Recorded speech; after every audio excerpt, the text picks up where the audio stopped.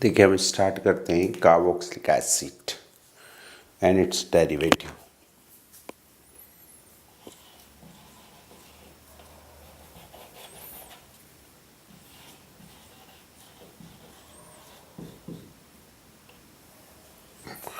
Carboxylic acid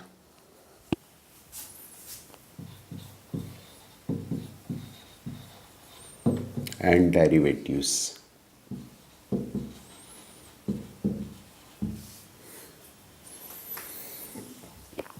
carboxylic acid जो होते हैं वो कंपाउंड्स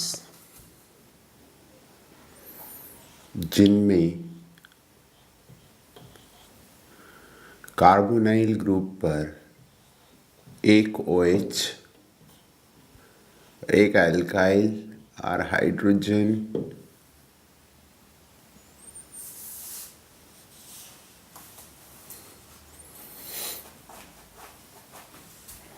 या एरोमेटिक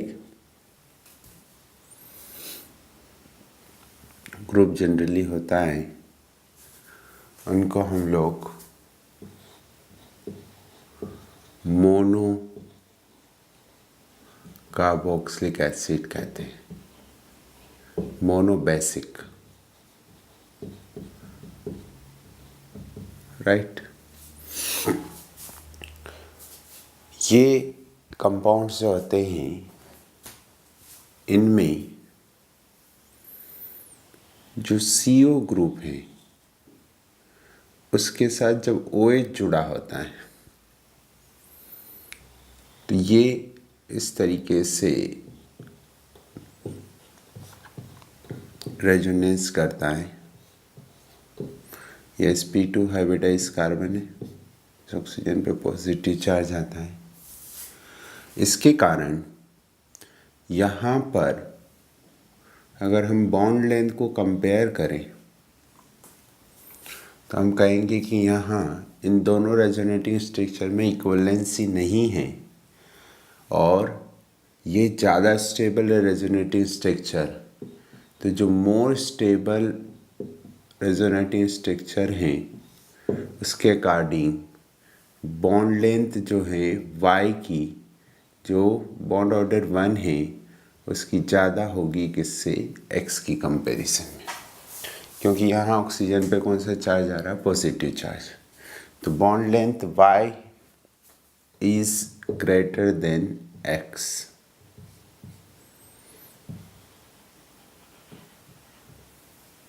राइट, इसका मतलब ये बॉन्ड वीक है। अब ये H+ आयन रिलीज कर जो कार्बोक्सिलेट आयन बनाएगा, कौन सा आयन रिलीज बनाया इसने, कार्बोक्सिलेट आयन। ये जो कार्बोक्सिलेट आयन है वो भी रेजोनेंस से स्टेबलाइज होता है और ये दो इक्विवेलेंट रेजोनेटिंग स्ट्रक्चर बनाता है। अब अगर मैं X' और Y' लिखता हूँ तो X' और Y' दोनों इक्वल होंगे बिकॉज बॉन्ड ऑर्डर इनका जो है वो 1.5 है। 1+2/2, 1. 1 बॉन्ड यहाँ, 2 बॉन्ड यहाँ, दोनों इक्विवेलेंट है, 1.5। तो ये कार्बोक्सिलेट आयन बन जाता है, ठीक है। तो ये होते हैं कार्बोक्सिलिक एसिड। तो कार्बोक्सिलिक एसिड उनको कहेंगे जिनमें कार्बोनाइल ग्रुप पर OH ग्रुप प्रेजेंट हो, ठीक है। ये अगर आप यहाँ पर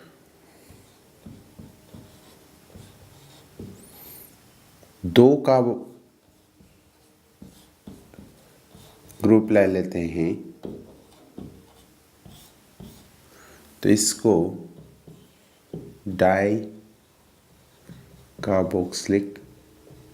dibasic carboxylic acid, dibasic carboxylic acid कहते हैं। एन का वैल्यू यहाँ 0, 1, 2, 3, 4, 5 कुछ भी हो सकता है। जैसे एन अगर 0 ले लें तो ऑक्सैलिक एसिड बन जाएगा। एन 2 ले तो मैलोनिक एसिड, 1 ले तो मैलोनिक एसिड, 2 ले तो सक्सेनिक एसिड, तो इन्हें डाइकार्बोक्सिलिक एसिड कहते हैं। अब इनके डेरिवेटिव की अगर बात करें तो ये कार्बोक्सिलिक एसिड का अगर OH डिफरेंट ग्रुप से रिप्लेस कर दिया जाए तो हम क्या कहते हैं, इसके डेरिवेटिव फॉर्म होते हैं, कॉल्ड व्हाट, डेरिवेटिव्स। कैसे, वो देखिए आप। डेरिवेटिव का मतलब ये कि यहाँ इस OH को रिप्लेस करके अगर कोई ग्रुप लाया जाए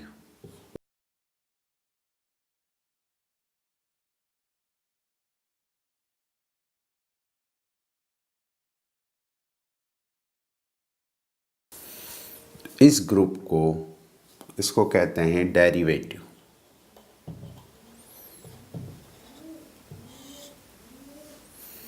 अब ये ग्रुप डिफरेंट हो सकते हैं।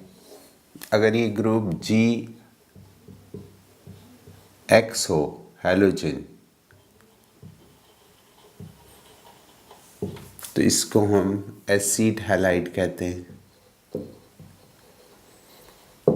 अगर ये ग्रुप NH2 हो,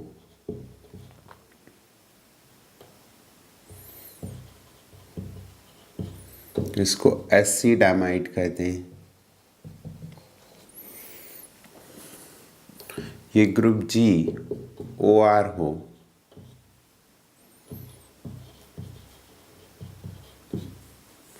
तो इसको एस्टर कहते हैं। और ये ग्रुप अगर OCOR हो,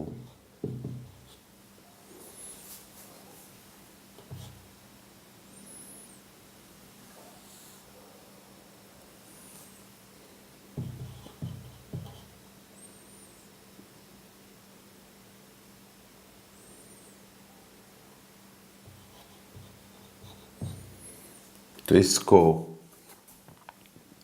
एनहाइड्राइड कहते हैं। तो ये चार जो हैं कार्बोक्सिलिक एसिड के डेरिवेटिव्स हैं। अभी कैसे बनते हैं इसके बारे में हम यहाँ डिस्कस करेंगे, लेकिन आपको क्लियर होना चाहिए कि डेरिवेटिव कहते किसको हैं।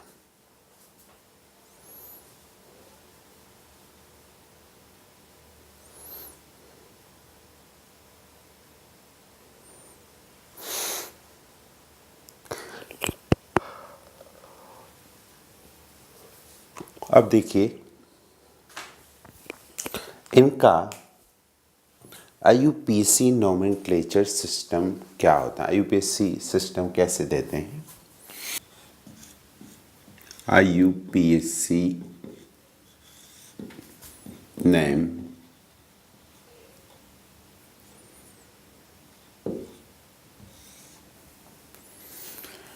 जो कार्बोक्सिलिक एसिड हैं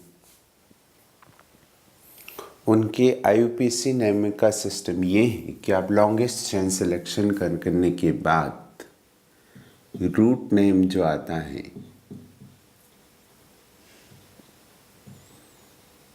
उसमें सफिक्स ओइक एसिड ऐड करते हैं।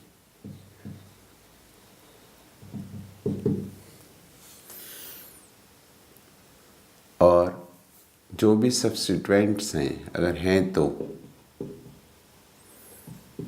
उनके लिए हम प्रीफिक्स यहाँ पर यूज़ करते हैं।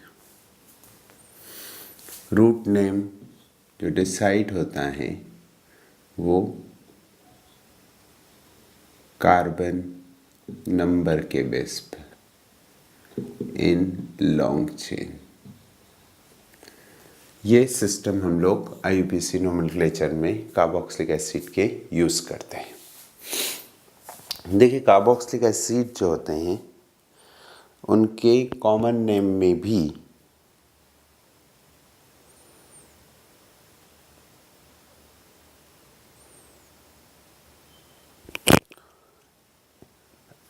जो सिस्टम होता है उसमें ईक एसिड लिखते हैं। जैसे कॉमन नेम की बात करें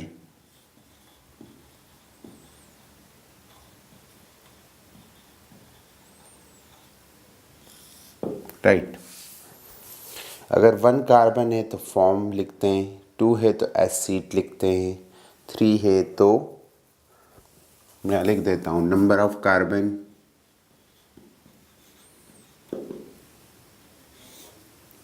एंड रूट नेम,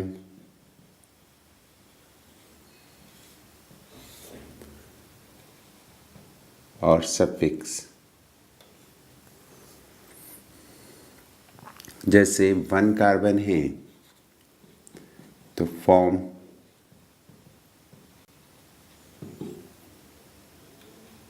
ये 1 कार्बन का एसिड,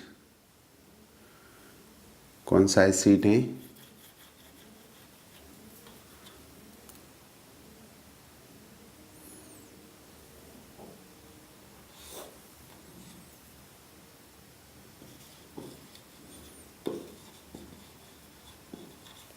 फॉर्मिक एसिड।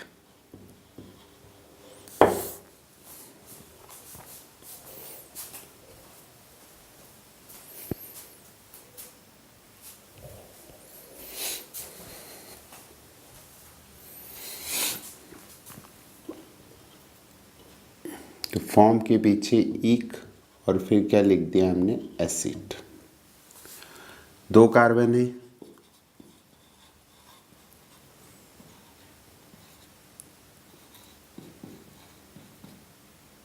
एसिड, तो ये हो गया एसिटिक एसिड। 3 कार्बन है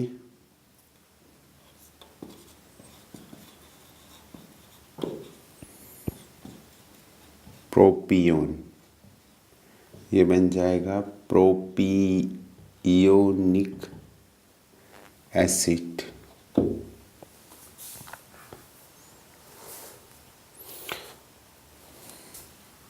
4 कार्बन है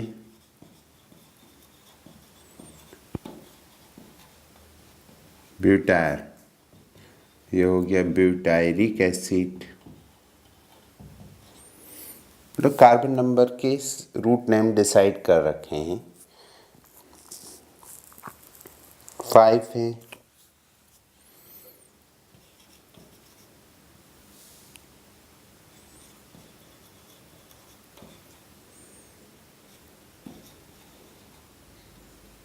तो वेलर,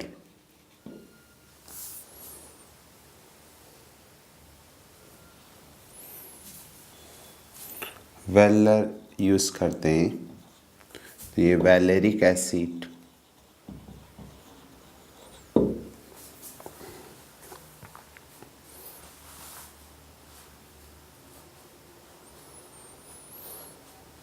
सिक्स है तो कैप्रो,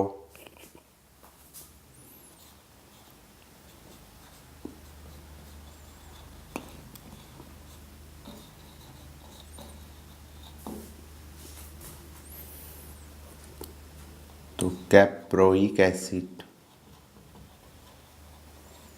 इस तरीके से नेम हम देते हैं।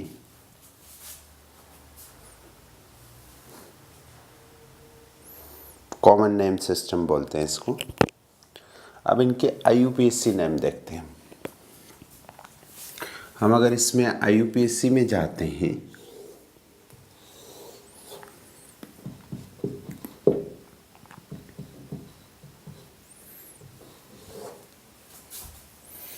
ये जो था मैंने अभी आपको कॉमन नेम बताया इनके। IUPAC में हम 1 कार्बन के लिए रूट नेम क्या लेते हैं, मैथ, तो ये हो गया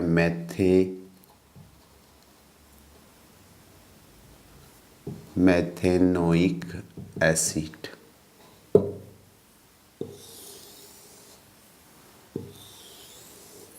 इसको कहेंगे, 2 कार्बन है एथेनोइक एसिड, 3 कार्बन है तो कहेंगे प्रोपेनोइक एसिड, 4 कार्बन है तो ब्यूटेनोइक एसिड, 5 कार्बन है पेंटेनोइक एसिड, 6 कार्बन है तो हेक्सेनोइक एसिड।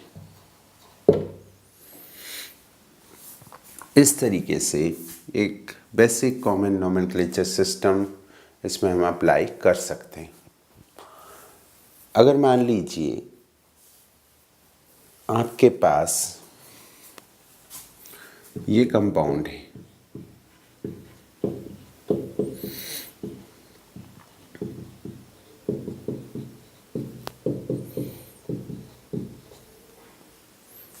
इसमें सबसे पहले हम लॉन्गेस्ट चेन सेलेक्ट करेंगे। इधर से ही नंबरिंग क्यों की? क्योंकि कार्बोक्सिलिक एसिड को मेन फंक्शनल ग्रुप है, इसको फर्स्ट या मिनिमम नंबर फर्स्ट ही आएगा कार्बन चेन में। ये आएगा आपका 4 मिथाइल, कितने कार्बन है? 5 पेंट। अब अनसेचुरेशन है तो प्राइमरी सफिक्स इन आएगा, पेंट टू इन, और ओइक एसिड, इनोइक एसिड, ई हटाकर ओइक एसिड डाल देना, तो 4 मिथाइल पेंट टू इनोइक एसिड। ठीक है।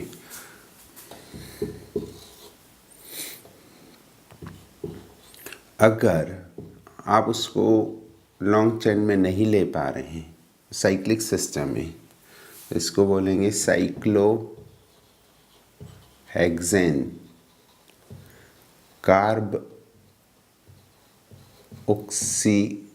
कार्बोक्सिलिक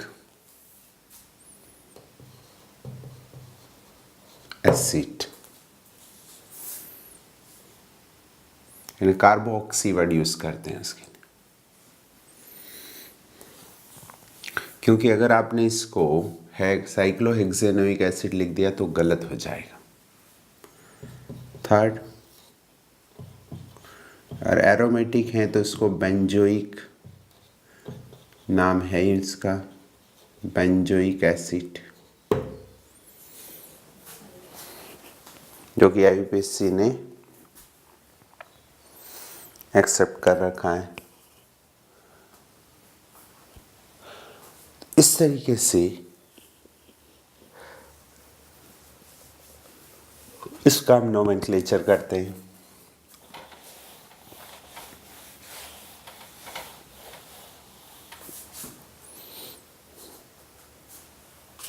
डाई कार्बोक्सिलिक एसिड हो, 2 हो,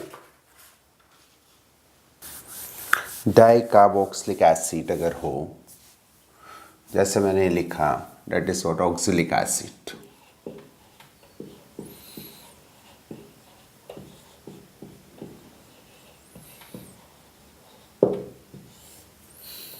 इसमें कितने कार्बन है? 2, इथेन,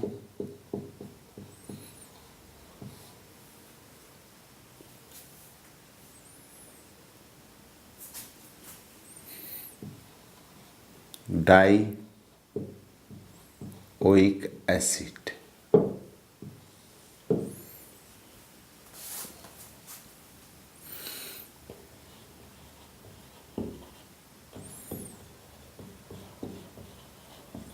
क्या नाम है इसका भाई?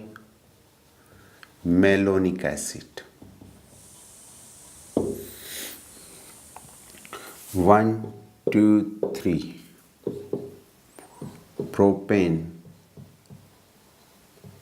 1 2 1 3 डाइओइक एसिड। प्रोपेन क्यों? 3 carbon,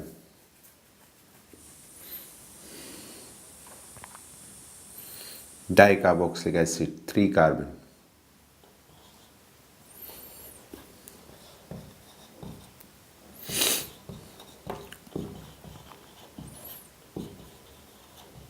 1 2 3 4 succinic acid,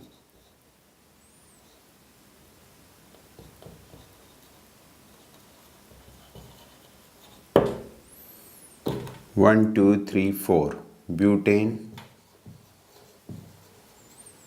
1 4 dioic acid. समझ में आ रहा कैसे नोमेनक्लेचर कर रहे हैं? ये बहुत ध्यान से समझना है कि आपने डाई कार्बोक्सिलिक एसिड लिया है तो उसका नोमेनक्लेचर कैसे किया जाता है।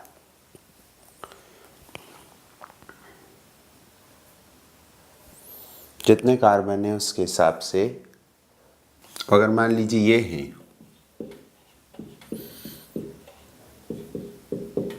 मैलेइक एसिड,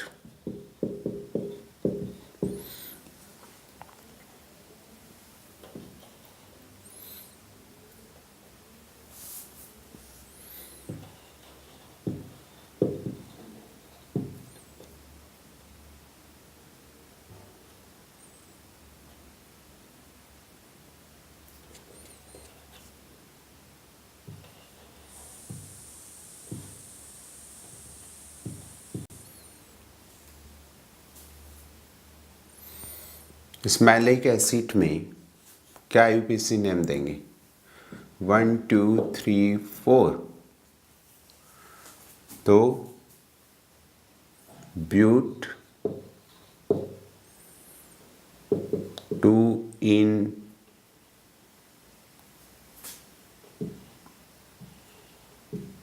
1 4 डाइओइक एसिड,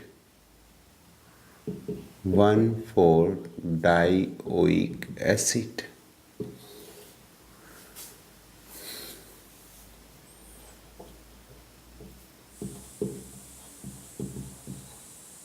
यह यूपीसी नेम होगा।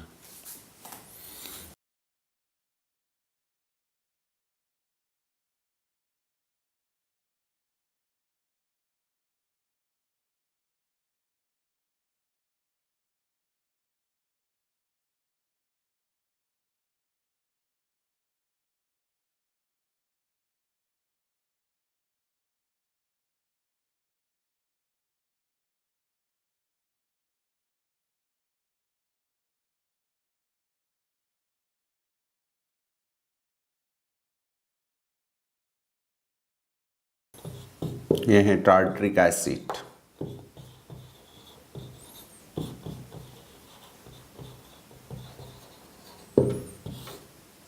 बताओ इसका यूपीसी नेम क्या देंगे?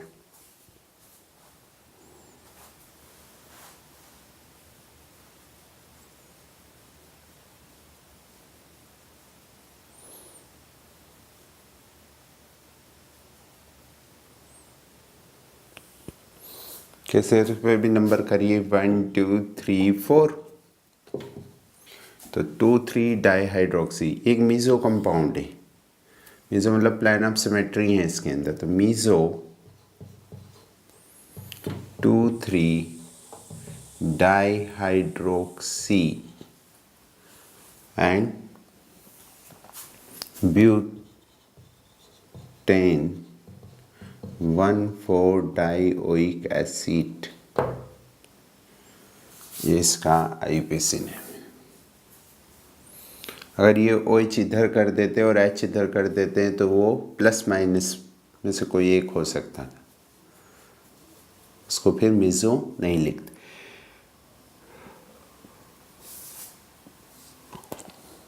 साइट्रिक एसिड का आईयूपीसी नेम बताओ।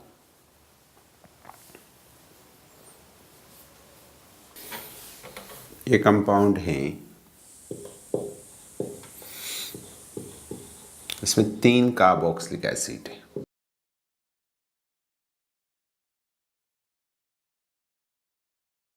जब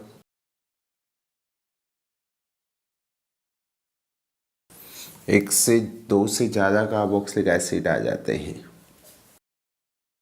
तो आपको क्या करना है, ये जो पेरेंट चेन है इसमें इन तीनों को ही नहीं लेना है। 2 ले सकते थे लेकिन जो रूल्स हैं, अभी जो न्यू रूल्स हैं उसके अकॉर्डिंग इन तीनों को हम लोग न लेकर एल्केन के डेरिवेटिव की तरह इसको ट्रीट करते हैं। इसको हम प्रोपेन लेंगे और फिर पोजीशन देंगे 1 2 3। तो प्रोपेन 1 2 3 ट्राई ओइक एसिड नहीं, अभी इन कार्बन को लिखना है, try carboxylic acid. Propane 1 2 3 try carboxylic acid. ठीक है, अगर यहाँ एक OH ग्रुप लगा दिया जाए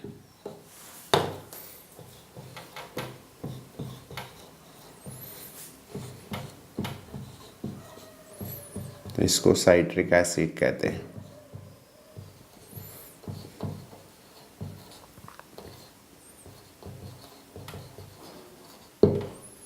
राइट, अब बताइए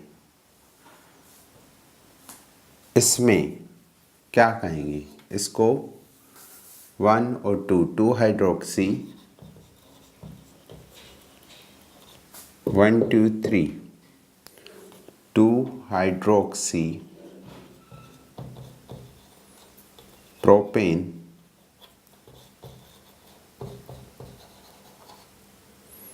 1 2 3 ट्राई कार्बोक्सिलिक एसिड।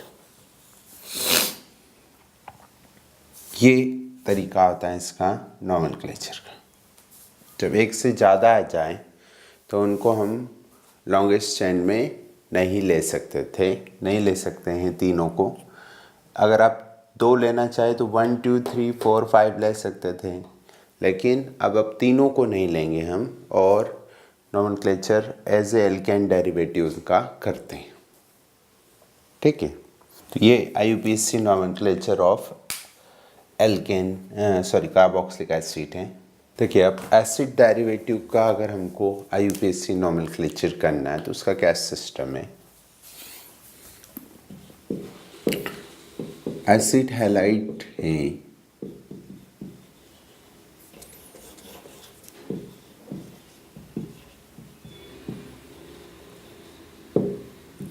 तो एसिड हैलाइड में जो सफिक्स यूज करते हैं रूट नेम के बाद वो हैं oic halide.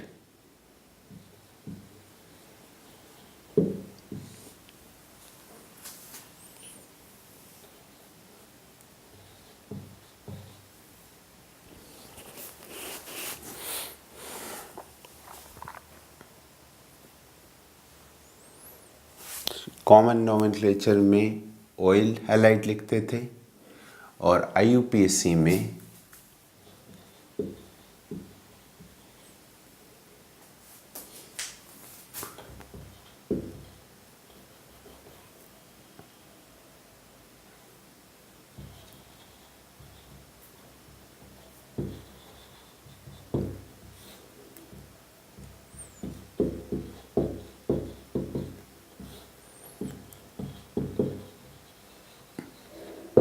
Oil halide use करते हैं।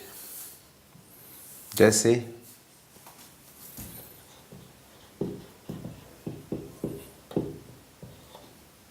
दो कार्बन है तो कॉमन नेम में इसको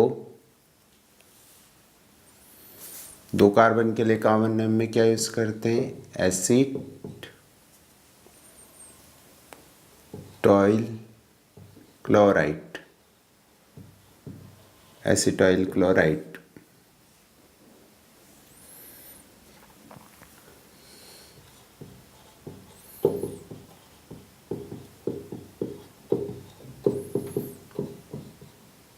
प्रोपियोन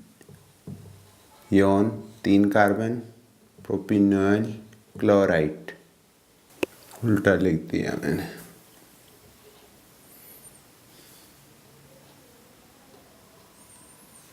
एसिटाइल क्लोराइड। IUPAC में 2 कार्बन है तो इथेनॉइल क्लोराइड। यहाँ पर प्रोपेनॉइल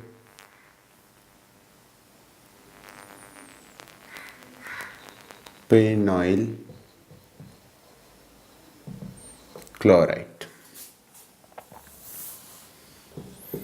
बताओ इसका क्या नाम होगा? कितने कार्बन है यहाँ? 4। 4 के लिए कॉमन में ब्यूटेराइल ब्रोमाइड। और इसका IUPAC क्या कहेंगे? ब्यूटेनाइल ब्रोमाइड। इस तरीके से IUPAC नेम एसिड हैलाइड्स के देते हैं।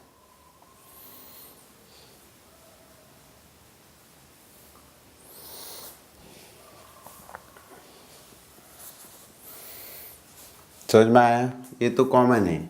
2 कार्बन के लिए एसिड, 3 के लिए प्रोपायन, 4 के लिए ब्यूटायर। इस तरीके से नोमेनक्लेचर देना है।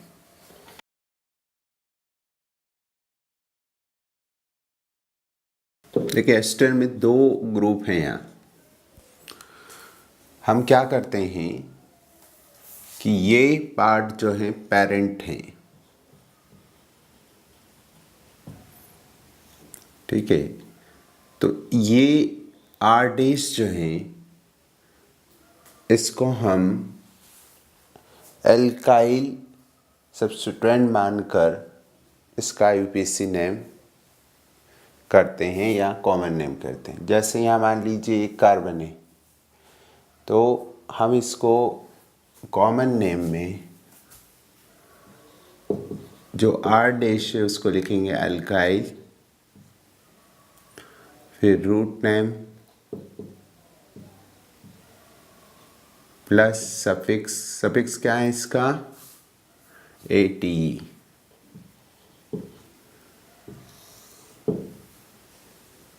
ठीक है। वैसे ही IUPAC में भी alkyl, root name plus ATE।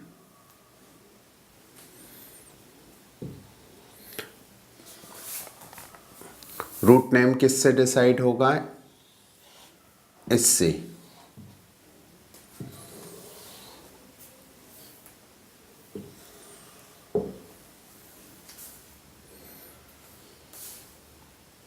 देखिए जैसे ये लिखा,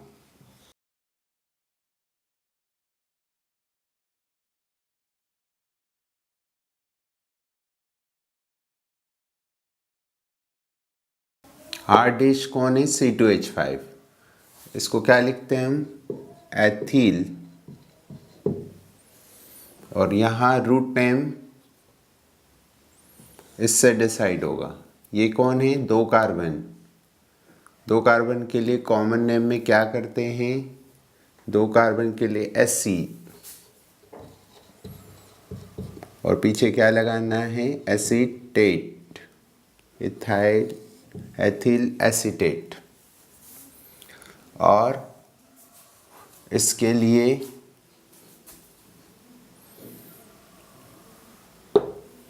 एथिल, ये तो अल्काइल हो गया।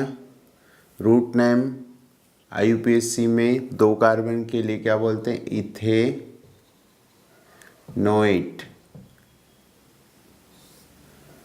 ठीक है। कॉमन नेम पीछे OT, ethanoate, ethyl ethanoate.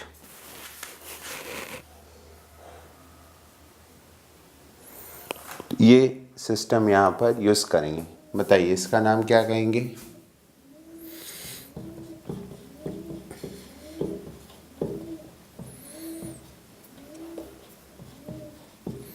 CH3 Maithil. Common name में एक कार्बन के लिए क्या यूज करते हैं? फॉर्म। तो format, methyl format, Maithil format यहाँ बना। इसका क्या नेम देंगे बताओ? मैथिल। एक कार्बन के लिए मिथेनोएट,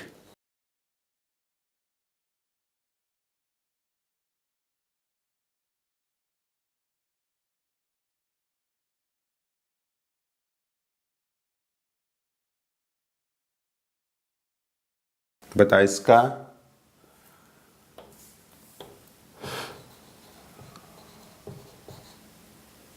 मेथिल 2 कार्बन के लिए ethanoate sorry acetate common name है और इसको लिखेंगे मेथिल और 2 कार्बन के लिए इथेनोइट। समझ में आ रही है? बताओ इसको क्या लिखेंगे?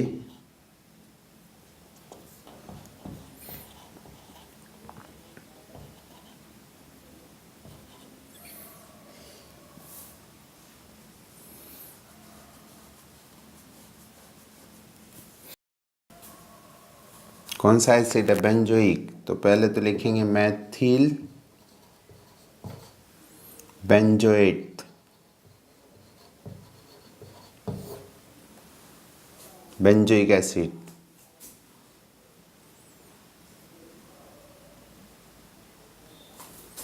और ये भी इसमें भी यही होगा, मेथिल बेंजोएट।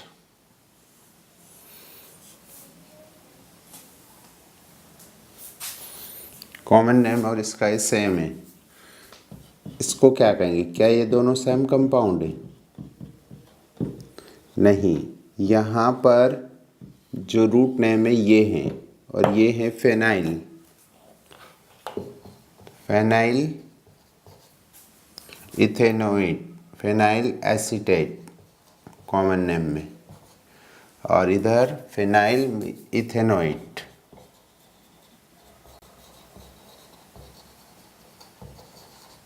एमाइड की बात करते हैं कि एमाइड का नोमेनक्लेचर। एमाइड क्या होते हैं? RCONH2, right, RCONH2। इसमें रूट नेम प्लस सफिक्स होता है, इसमें एमाइड। इसमें भी यही है, root name plus suffix amide. Root name बदलेगा भाई कॉमन नेम में। जैसे ये लिखा 1 कार्बन का, क्या बोलेंगे इसको?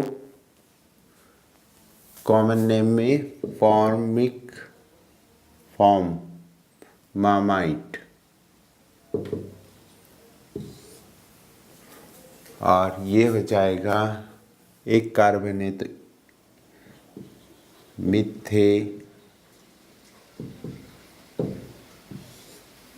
मिथेनामाइट। इसका नाम क्या होगा? 2 कार्बन कॉमन नेम में एसीटामाइड, और IUPAC में 2 कार्बन के लिए इथेनामाइड।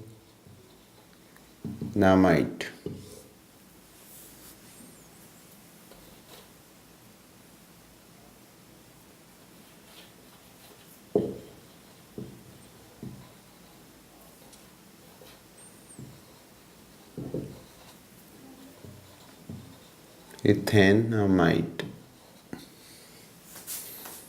राइट।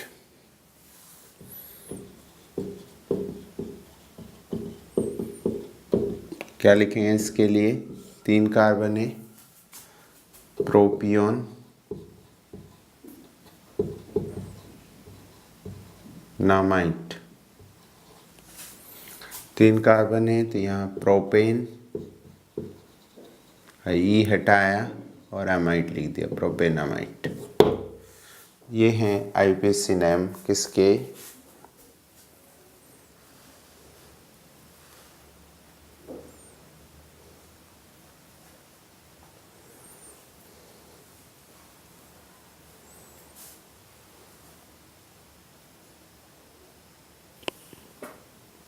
अगर मान लीजिए साइक्लिक सिस्टम में लगाएं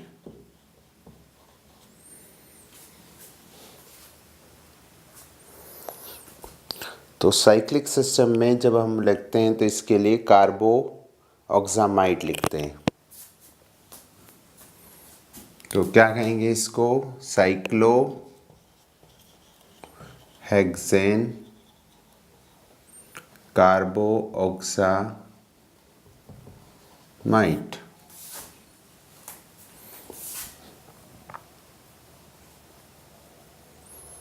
ये ध्यान रखना, अगर साइक्लिक सिस्टम में होता है तो इसके लिए हमको जो चीज़ ध्यान रखने वाली वो ये है,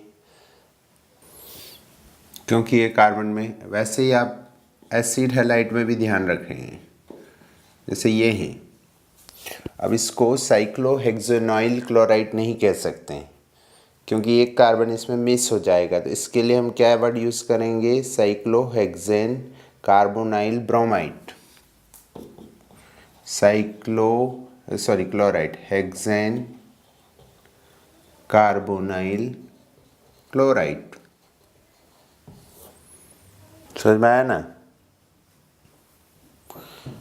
तो जब साइक्लिक सिस्टम है तो इसका आप ज़रूर ध्यान रखिए कि साइक्लिक सिस्टम में कार्बो ऑक्सामाइड यूज़ करते हैं, इसके लिए कार्बोनाइल हैलाइड यूज़ करते हैं।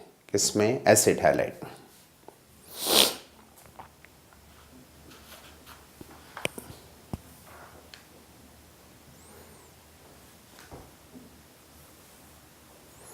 एरोमेटिक हैं तो उसको बेंजामाइट कहते ही हैं, कॉमन नेम, और उसमें दोनों में उसको बेंजामाइट ही कहते हैं। जैसे ये हैं,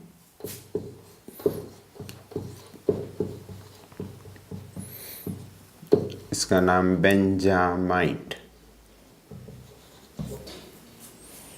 राइट। इस तरीके से नॉमेनक्लेचर इनका करते हैं। अगर ऐसा दे दिया जाए तो क्या नेम देंगे उनका? ये सेकेंडरी एमाइड है,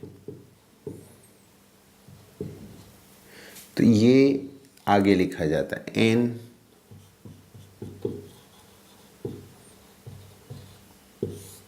Maithil, how many carbon? 2 ethanamide.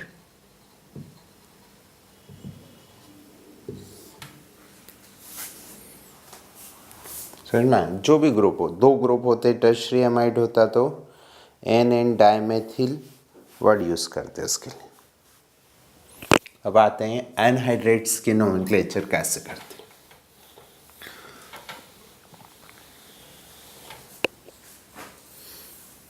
देखिए, अगर मान लीजिए ये एनहाइड्राइट है,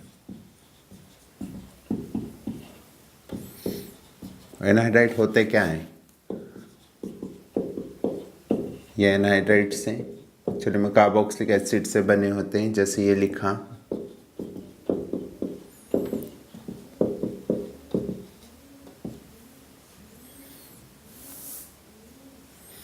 तो कॉमन नोमेनक्लेचर में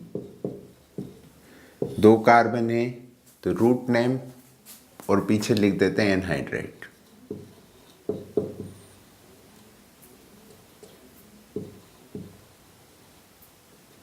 प्लस एनहाइड्राइट, और यहाँ पर भी वैसे ही करते हैं, रूट नेम और फिर एनहाइड्राइट। जैसे जो एसिड हैं उसका रूट नेम लिखेंगे, क्या नाम है इसका? एसिड, तो एसिटिक एनहाइड्राइट। रूट नेम के पीछे एक्चुअल में ईक एनहाइड्राइट लगा रहे हैं, रूट नेम के पीछे यहाँ पर क्या लगा रहे हैं? Oic anhydride, right. एसिड का रूट नेम तो acetic anhydrite.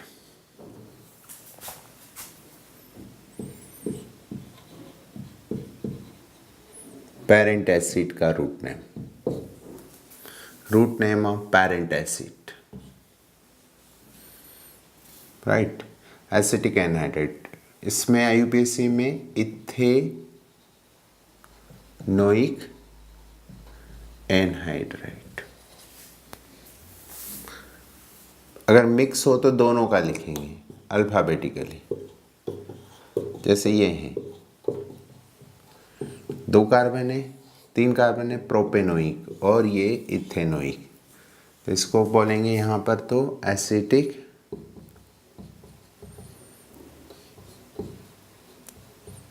Propionic anhydride, common name. IUPAC में एसिटिक के लिए इथेनोइक,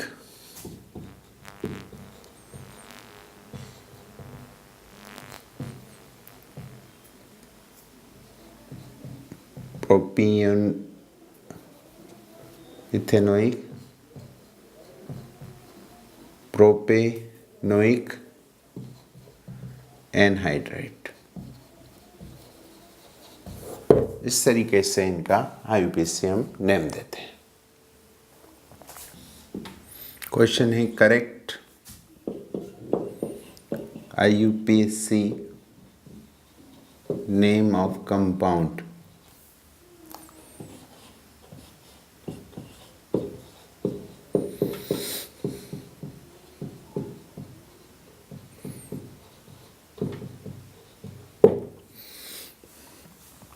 देखिए, इस तरीके के क्वेश्चन में हमको सॉल्व कैसे करना होता है। आपको पता है ये एस्टर है, कैसे पता चला? इस ग्रुप से।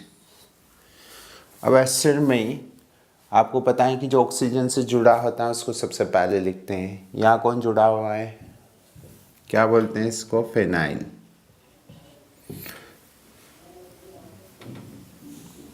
तो इसको फेनिल बोले तो ये आपके पास पेरेंट ये है। पेरेंट में लॉन्गेस्ट चेन ये रही। नंबरिंग हम यहाँ से करेंगे 1 2 3 4। तो 3 पहले तो फेनाइल या फेनिल जो भी कहे, फेनिल, 3 मिथाइल, 3 मिथाइल और हाउ मेनी कार्बन? 4 ब्यूटेनोएट। वेट लगाते हैं पीछे, तो फेनाइल फेनिल 3 मेथिल ब्यूटेनोएट।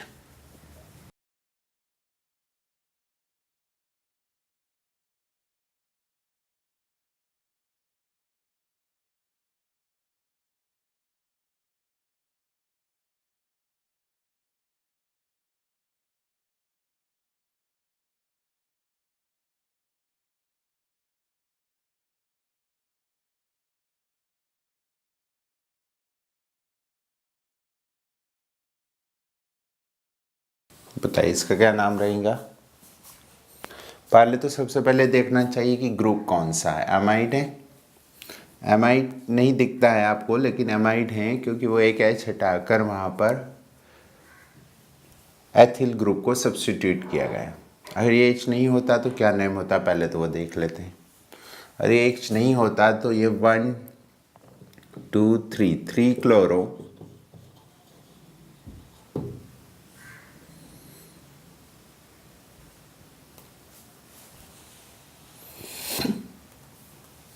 और बेंजामाइट। लेकिन यहाँ पर नाइट्रोजन पर इथाइल ग्रुप है तो आगे लिख देंगे एन एथिल 3 क्लोरो बेंजामाइट।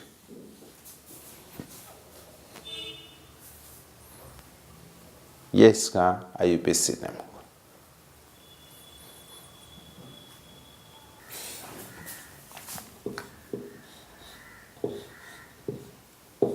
ये हैं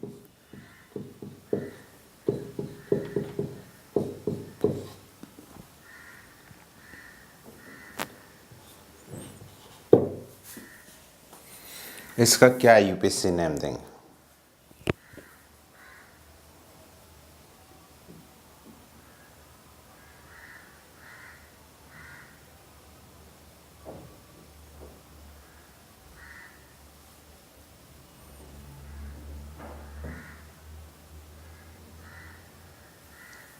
देखिए, सबसे पहले तो आपको आइडेंटिफाई करना है कि ये फंक्शनल ग्रुप कौन सा है। एनहाइड्राइट है, इसका पेरेंट एसिड कौन सा है, आपको पता है ये कौन सा एसिड है?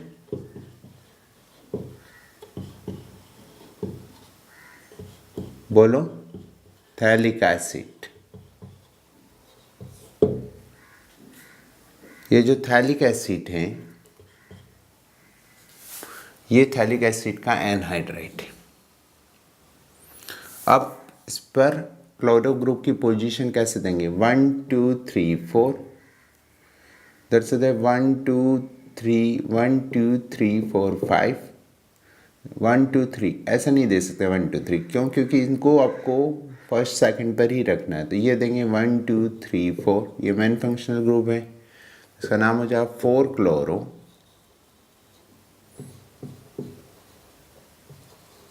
Phthalic anhydrite.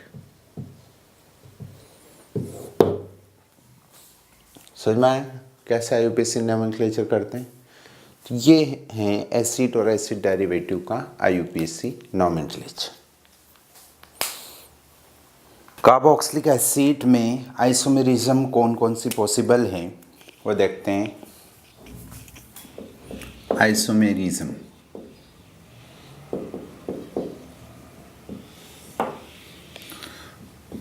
Chain isomerism, like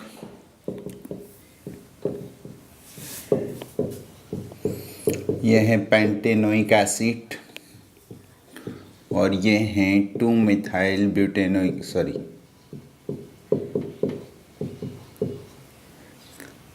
3 methyl butanoic acid. इसमें 4 कार्बन की चेन है और इसमें 5 कार्बन की चेन है। कौन सा आइसोमेरिज्म है? Chain isomerism. Similarly acid derivatives में भी क्या हो सकता है? चेन आइसोमेरिज्म पॉसिबल है। सेकंड,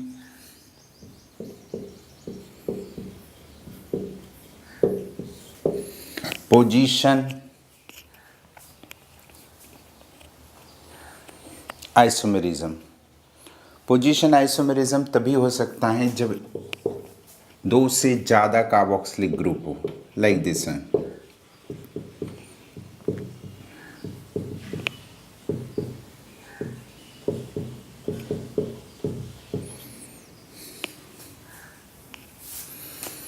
यहाँ पर जब 2 से ज़्यादा है तो हम इसको एल्केन का डेरिवेटिव मानते हैं। तो क्या कहते हैं इसको हम?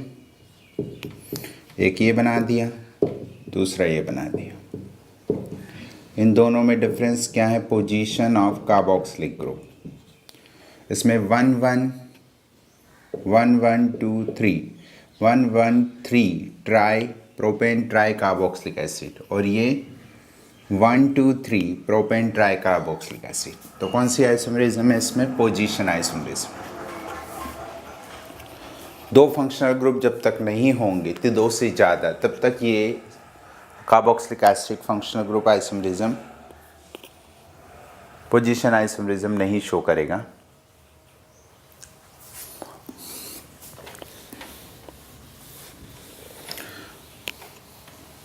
नेक्स्ट है functional group isomerism. Carboxylic acid जो होते हैं वो उनका जनरल फॉर्मूला, अगर मोनोबेसिक कार्बोक्सिलिक एसिड की बात करें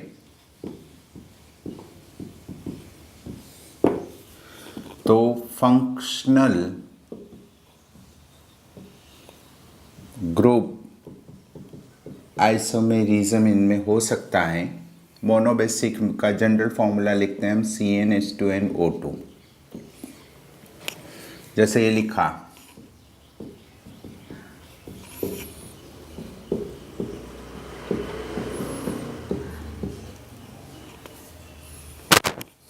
ठीक है, इनके अंदर ये एस्टर बन सकते हैं,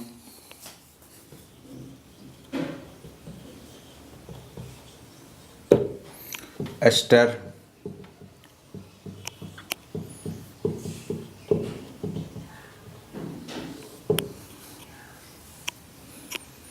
ये हाइड्रोक्सी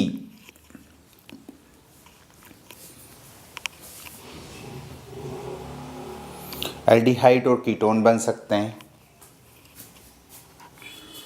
CH3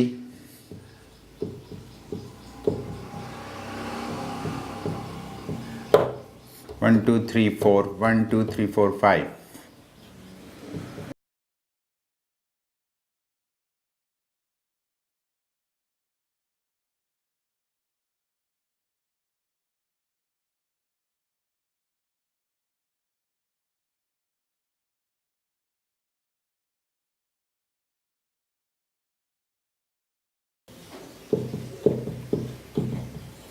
यह हाइड्रोक्सी कीटोन बन सकता है। तो आप देख रहे हैं फंक्शनल ग्रुप इसके अंदर क्या हो गया, चेंज हो गया। ये एल्कोक्सी एल्डिहाइड और कीटोन भी हो सकता है।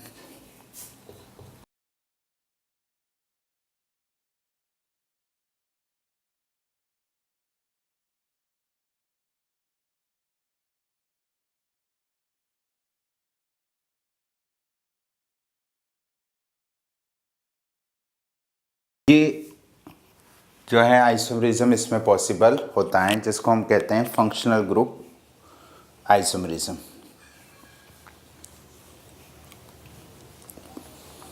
इसमें रिंग चेन आइसोमरिज्म भी हो सकता है।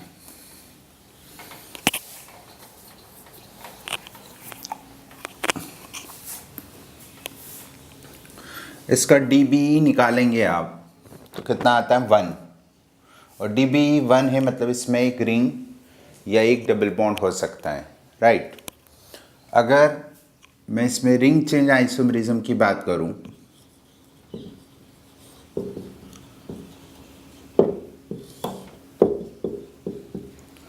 मान लीजिए ये लिखा मैंने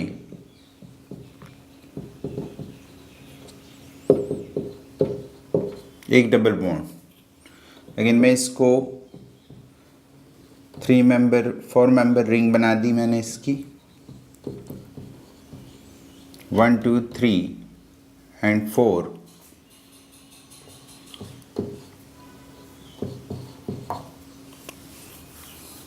देखिए आप कितने कार्बन है, 4 कार्बन, 5 मेंबर रिंग बन गई। साइक्लिक ईथर फॉर्मेशन हो गया है। तो ये इसमें रिंग चेन आइसोमरिज्म भी हो सकता है।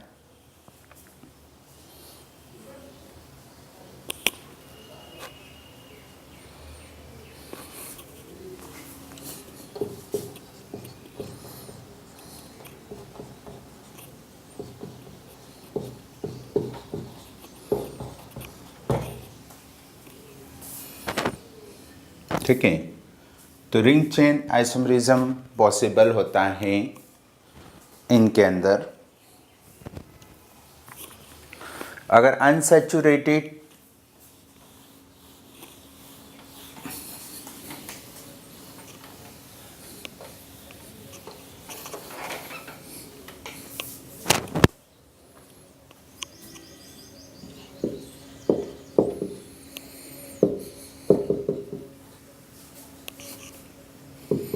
तो इसमें ज्योमेट्रिकल भी हो सकता है।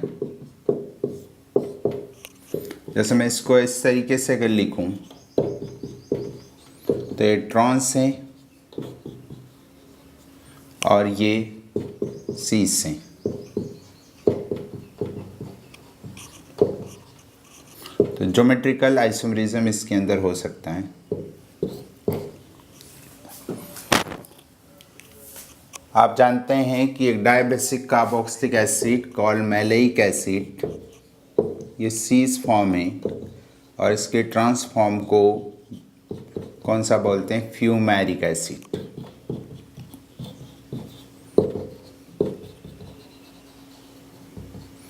फ्यूमेरिक एसिड और ये मैलेइक एसिड। तो ये इनके अंदर आइसोमरिज्म होता है, जिसको हम कौन सा आइसोमरिज्म कहते हैं, ज्योमेट्रिकल। ऑप्टिकल हो सकता है if chiral carbon is present.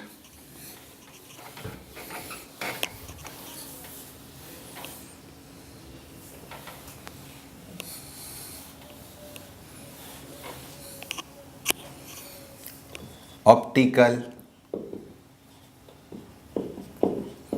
Isomerism. इसके लिए कायरल होना जरूरी है। अगर इसमें जैसे लैक्टिक एसिड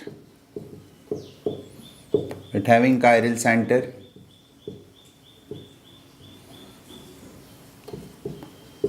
सिमिलरली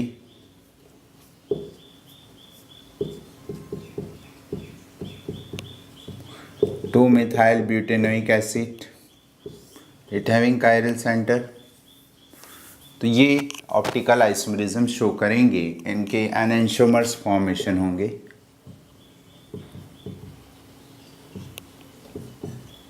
जितने कायरल सेंटर है उसके अकॉर्डिंग। अब एक पढ़ चुके हैं ऑप्टिकल में मीजो टार्ट्रिक एसिड, सेम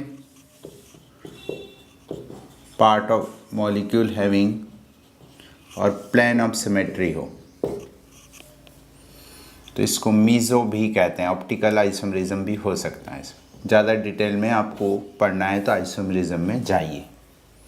ठीक है, आइसोमेरिज्म का लेसन पढ़िए आप तो आपको पता चल जाएगा। अभी केवल मैं इतना बता रहा हूँ कि कितनी पॉसिबिलिटीज इसमें होती हैं। तो ये आइसोमेरिज्म है।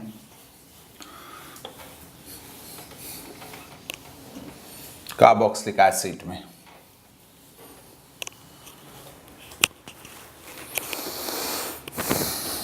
अब बात करते हैं मेथड ऑफ प्रिपरेशंस